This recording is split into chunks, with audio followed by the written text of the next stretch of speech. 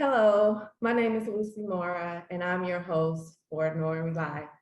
In this episode, we have a very special guest, Ms. Valerie Johnson, and she will share with us just how she has adjusted to life goals over the year. We are so excited to have you with us today, Valerie. Thank you for coming. Thank you for Um, having me. oh, you're welcome. Um, can you tell us a little bit about yourself? Yeah, I am a podcast host of Interludes. It started about a year ago, just over a year ago. And it talks about being our aim is to be aspirational, inspirational, and motivational. I Mm, wanted to create a platform where if people had new music, they were writers, if they had started a business or was in a business, that I would promote that. And that thing that you were passionate about, we would we would promote it on our show Interludes. I'm a lover of music. And so as I was speaking to your producer about one of my favorite producers, Jam and Lewis, Jimmy Jam and Terry Lewis, with one of their artists, they used to put in these interludes that would link from one song to the next. And that's kind of that transitional point. And mm. so I was just excited to say, you know what, I've always wanted to start something like that. And I feel like I've gone from one point to another. And I want to find out and interview people about what their journeys were. And as a filmmaker and photographer, I feel I love other creative minds and I just wanted to put them on my platform and promote what they're doing. Wow, that is so wonderful. I love that. Inspirational, aspirational, motivational. I'm definitely going to hold on to those three. So Yeah. you just talked about the interludes and so like that transition.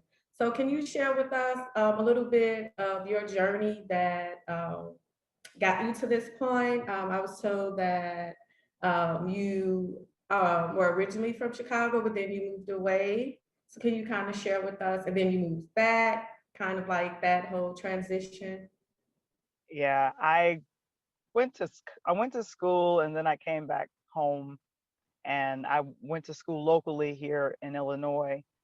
And my mother and I were just clashing. It's two grown women in the house. And I said, you know what, it's time for me to get out. I put myself out. She was saying, you should marry out. I'm like, no, I'm going to leave so that so that our relationship can continue. And at the time I was dating someone that was in Brooklyn. He came to Mm, visit me. I went to visit him. It was kind of a long distance thing. And I was trying to decide if in filmmaking and doing screenplays, I'm like, should I go to LA or should I go to New York? And just kind of tossing the coin. And I chose New York because, my boo was there at the time. And then I said, let me make this happen. My mother really relented against me moving out. And the way I moved out was I said, hey, mom, if I'm going to look for a job for 2 weeks and if I can't find the job, I'll be back. The night before I was scheduled to come back, I told her I'm not coming back, I'm staying. And she had all of her mm, sisters call me. Other relatives came out of the woodwork calling, why would you leave? Yo, mama. I'm an only child, so my mom and I were tight, but we fought. And I said, I want our relationship to be better. And I figured putting 783 miles between us could help. So while in New York, I went to graduate school at NYU, one of my dream schools. I had applied 2 or 3 times prior, didn't get in. I ended up graduating in '04. In '05, I got a chance to pitch my screenplay to MGM, to an executive there. And mm, then I was just freelancing and just having a good time doing weddings, photography, a lot of events, and just having a good time. And my mom and I talked about me possibly coming back. But she really talked me out of it. She said, no, you can stay there. I I'm okay here by myself. However, I noticed my mom after age 80 was losing weight and looking somewhat frail. And in mm, 2019, I was working for a non for profit and said, you know what, I'm going to come home. And the job was ending. And she talked me right out of it again. I got another job, and then she talked me out of it again. I was on one of the biggest assignments for this non-for-profit and was meeting some very dynamic people. Dee Nice at the time, Debbie Allen, who I've always wanted to meet, doing photography for this non-for-profit just opened the doors to me to a lot of people. But at the same time, my mother was getting sick. She ended up having liver failure. And within that month or so, she ended up passing away. Wow. That hit me like a ton of bricks. Because as much as I fought with her before I left, the distance made us very, very close. So anytime I would visit, she would visit me in New York, I would visit her, come back home. We didn't fight because we were so happy for the time with one another. Yeah. And that is what I'm very grateful for, is that our relationship grew and did beautifully during that time. So coming home, I was thinking, I still didn't get a chance to do some things that I want to do. I want to be in broadcasting. I went to school for that. And my mom was like, I don't see any female disc jockeys. I don't think you should do that. So I went more traditional in producing and doing stuff behind the scenes. Then when the pandemic hit, I was thinking, well, I can't go out the house. What am I gonna do? You know, they lock us down. Right. So I decided at that point, I'm in transition. Let me talk about it. I always thought about, and I had Interludes written out years ago in like 2012, 2013. People were saying, you should start a podcast. You should start a podcast. I'm like, oh, okay, I should. But I was so busy running around with a camera. So I put my camera down, put it in front of the computer, and started the podcast Interludes. And then one of my friends from college, I told him about it, and he's a dynamic writer. So a lot of the things that I say sounds excellent because he has this journalistic mind. So I feel like we're a partnership duo, and I feel like our work on Interludes has transformed our creative lives. We can dream bigger, we can be bigger because of this podcast. And to me, it's been a whole year of healing and transition. And I'm looking forward to life. Before my mother passed away, I was sad. I was fighting hard not to crawl in the coffin after her. So I don't feel like that anymore, which is wonderful. But I definitely, after grief counseling and definitely, fellowship with my church family, both in New York and here in Chicago, I was able to, I feel, blossom in this realm of Interludes, of doing this podcast. Yeah. Wow. Yeah. I'm definitely sorry about your mom. I could connect with you on so many things. I have a son who's an adult. He's the only child, so I kind of know like that only child parent relationship, especially when it's just the two of you. Yeah, I can definitely connect with you on that. And just even like going after your goals and applying to NYU multiple times and finally getting in. Because I'm like, I'm in the middle of applying to grad school. I'm about to be on my second round of trying to get into this program, Northwestern. I was like, okay, hopefully the second time will be the charm. So I can definitely connect with you on that as well. What would you say would be some of the spiritual lessons you've learned during this period? That's an excellent question. More than ever, to trust God and to really rely on his strength.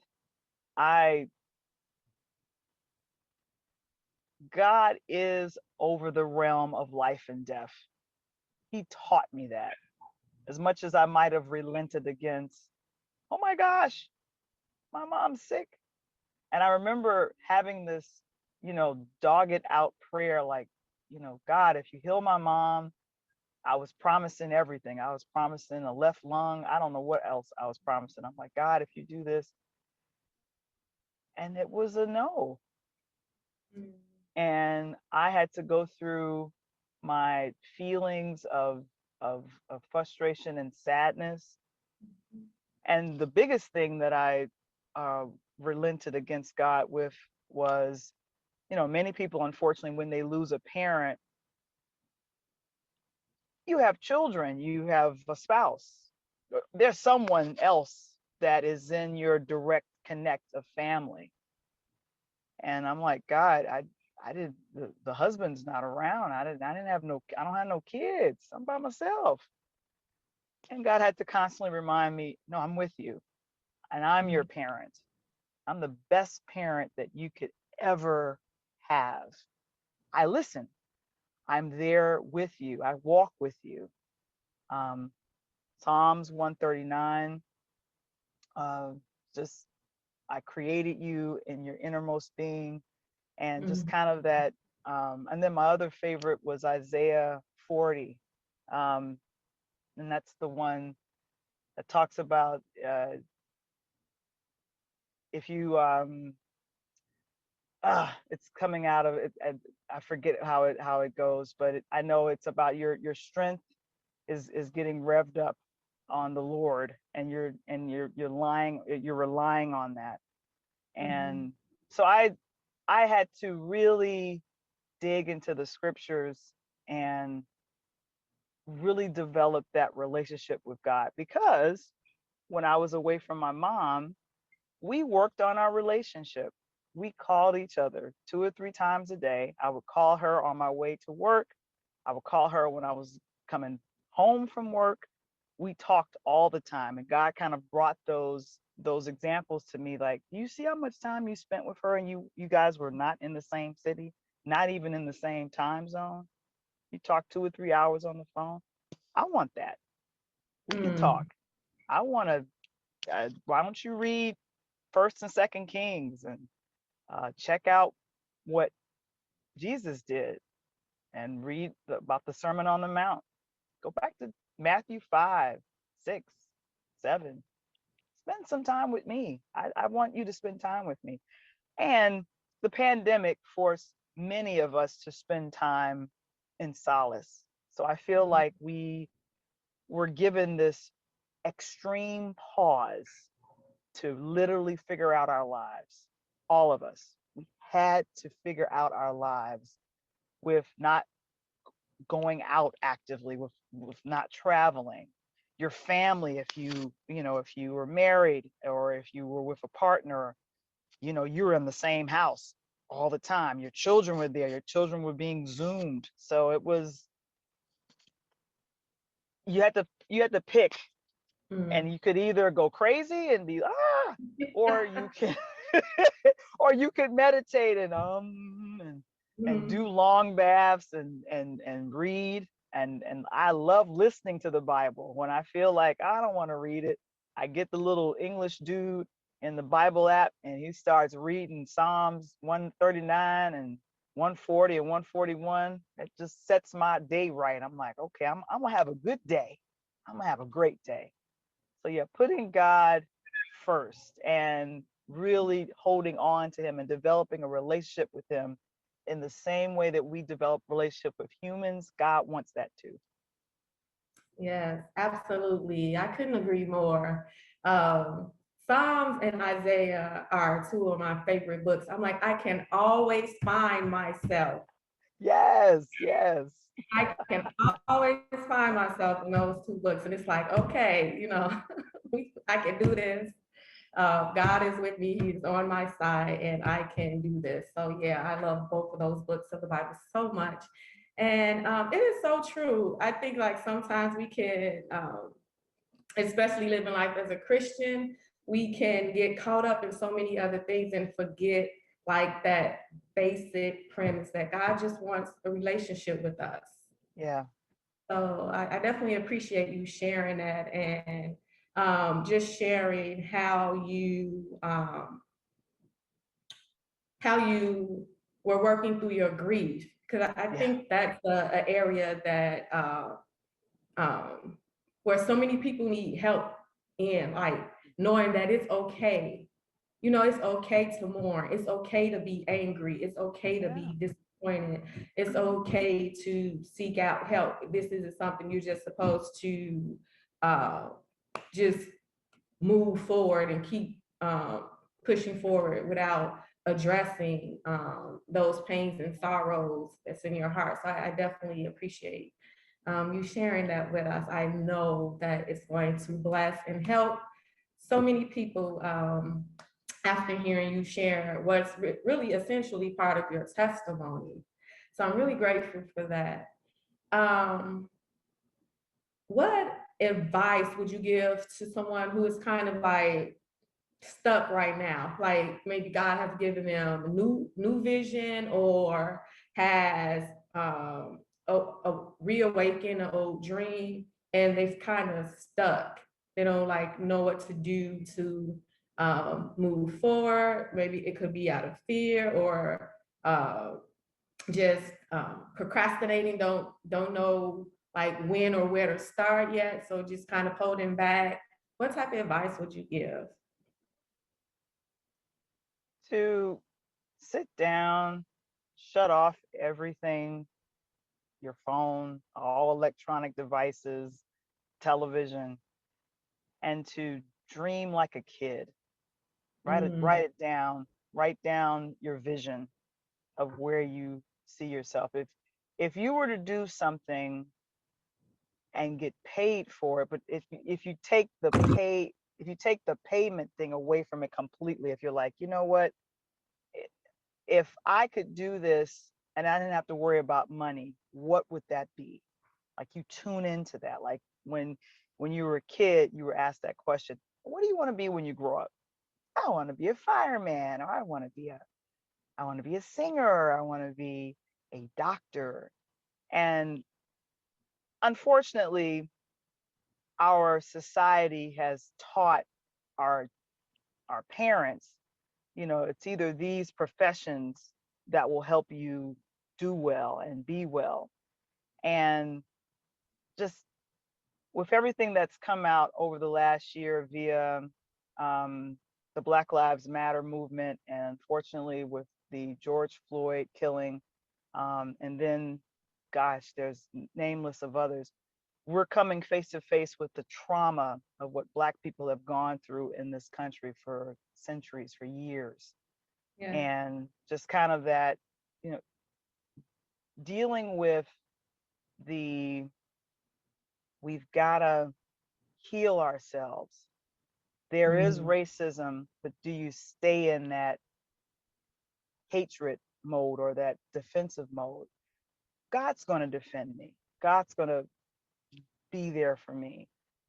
And when you write down what you want and you literally think about it, okay, you have it written down, you pray about it, and then you start to set some goals, small goals, like waking up earlier in the morning to get things accomplished. A lot of people that have accomplished great things have gotten started at 5, 6 o'clock in the morning. Now, some people are going, well, I can't wake up that early. Well, wake up early, and you take that time and you spend it with God. And I love meditation. That's not a thing related to any type of religion. Just deep breathing and listening to calm and relaxing music. There's a couple of channels that I've found with good relaxation music. I'm able to tune in and write down some ideas. And, if I'm reading the Bible, I can feel that will stay with me if I'm relaxed, if I'm doing deep breathing. Self-care. We want to heal from the trauma of our background, our ancestors. It's Slavery has happened. Okay. Racism continues to happen. Okay. How do we heal from that? And we lean on God for that whole thing. And if I'm working a job that I cannot stand, or there's people that I'm working with that make my job a struggle, pray about it. Put it before God. Ask him to make it clear, what should I do? Because I feel God will support anything that our hearts desire, but we've got to literally step out on faith and say, this is what I would like to do. and he can make a way. When we stop having that faith in God, he can't work with you being faithless. And there's so many examples of when people had faith, God would do things. It didn't have to be that large. It could just be as small as they say in the Bible, a mustard seed. Yeah, those that hope upon the Lord shall renew their strength. Renew their strength. They should mount up on wings like eagles. They will walk and not be weary. They will run and not be faint. I knew I had to think about it. That's the Isaiah 40 scripture that I feel weak. I wanna give up, but I'm hoping in the Lord that if I make my vision and I write it down and I make it plain and I say this is what I would love to do, God will bless it. And Interludes has been a blessing. When I talk to my producer, he says in another roundabout way, doing the podcast has been a blessing. We're at the point now where we're praying for sponsors and the rest of that type of thing. We're at a different point now. I feel like we have a great product, but now it's a matter of others in believing in our product and what we have and how we serve people. Because I feel like God definitely blesses us when we serve people. So what you're doing and producing this, you're serving. When people write a film and it's inspiring, that's serving. So in our God is a creator. So to go in the direction of creating is you going in the direction of God.